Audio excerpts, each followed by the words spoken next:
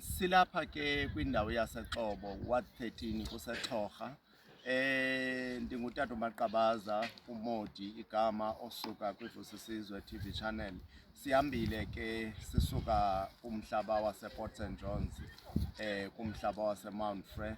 Sibizwa ke ngokuthi njengabantu abaziwayo abathi bapapashe ke izinto ezithi zibonakalise phakathi koluntu zizinto ezingathandekiyo, ikwabonisa inhlupheko nentsokolo zezo ndawo ngokohlukahlukana kwazo.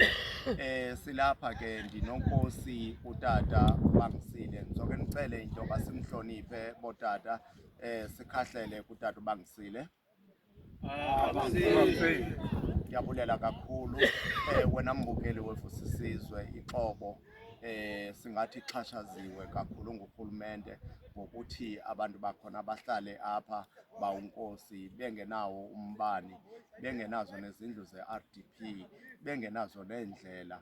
Mhlawumbi inkosi ndingake ndithi xa ndithetha nawe ungathetha uthini uzibulisele kubabukeli bese uqala ke ngokungena undixelela ngale meko yaseXhobo uba injani, ninexesha elingakanani nikule meko. Make ndikunike lo thuba mntanekazi.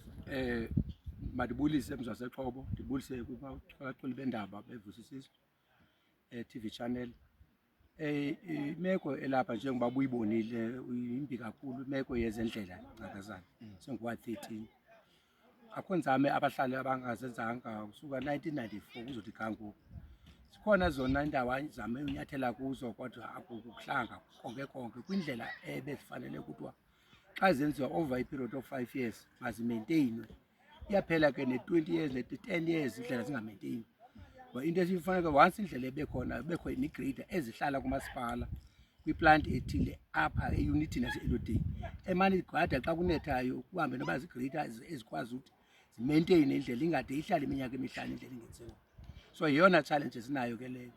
Eyesibini challenge ii-service points zethu zisiphaya singumasipala odibane nedolophu kuthiwa iXhorha. Idolophu yalapha eXhorha njengoba i-Elodeni i-service point apha zonke iinkonzo zisuka khona. Ububanzi bayo busuka buyotsho elwandle buguguthe umbhasha njengoba siphantsi kombhasha i-municipality ngokumbhasha urhulumente osezantsi.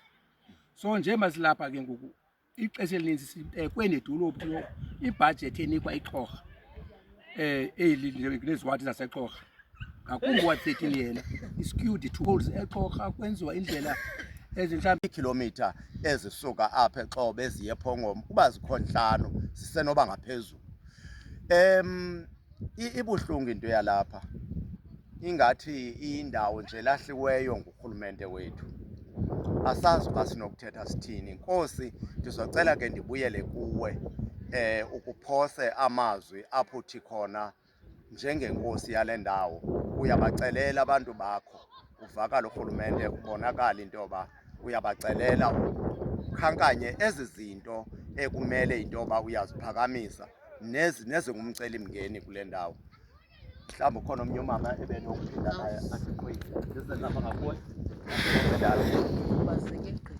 ukhubazekile. All right, zawutsho uba ndiqale nani.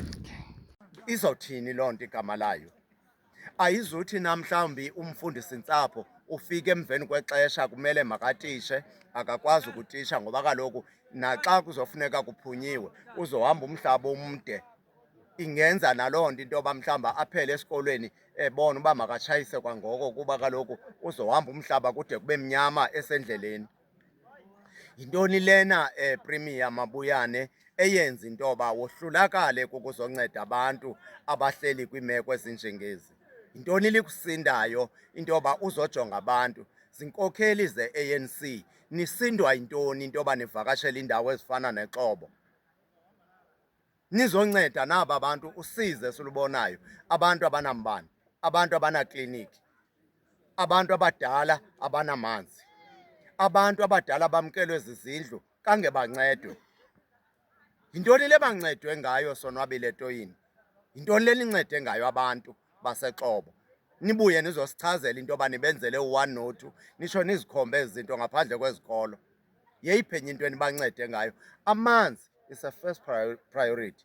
Amanzi nginceda abantu indlela ugesi bulela nto zakuthi sisexhoba sikule ndawo kuthiwa kuSexhobo Ward 13 kulapho ke imeko engantlanga kakhulu nabantu abasokolayo abantu ekubonakala into yoba kudala baphila besitsho besithi kwakotatomkhulu sasikule ndawo. So bona yintoni lena kubonakala ingathi bayenzile eMzantsi Afrika lithini elityala labo ningasuke nibabizele ekhotho uba banetyala bahambe bayophendula into yoba benze ntoni bona kulo rhulumente. Ngoba kuyacaca into yoba ikhona into abayenzileyo abantu baseXhobo. Ningababizele ekhothi njena nichazele ityala abalenzileyo abantu baseXhobo bahambe bayoziphendulela. Thank you.